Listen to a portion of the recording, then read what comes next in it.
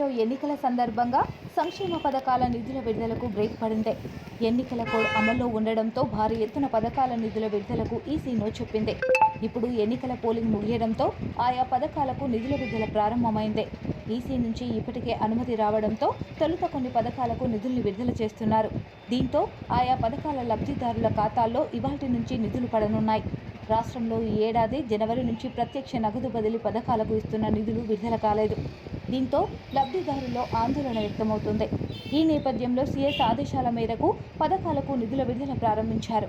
ముందుగా ఆసరాకు 1480 కోట్లు, జగనన్న విద్యా దీవెనకు 502 కోట్లు విడుదల చేశారు. మిగిలిన పథకాలకు వరుసగా నిధులు విడుదల కానున్నట్లు తెలుస్తుంది. 2-3 రోజుల్లో నిధుల విడుదలను పూర్తి చేసేందుకు ప్రభుత్వం సిద్ధమవుతున్నట్లు తెలుస్తుంది. పోలింగుకు ముందు డీబీటీ నిధుల విడుదలను ఎన్నికల సంఘం అడ్డుకోవడంతో ఆ తర్వాత నిధులు జమ చేసేందుకు అధికారులు ఏర్పాట్లు చేస్తున్నారు. ఈ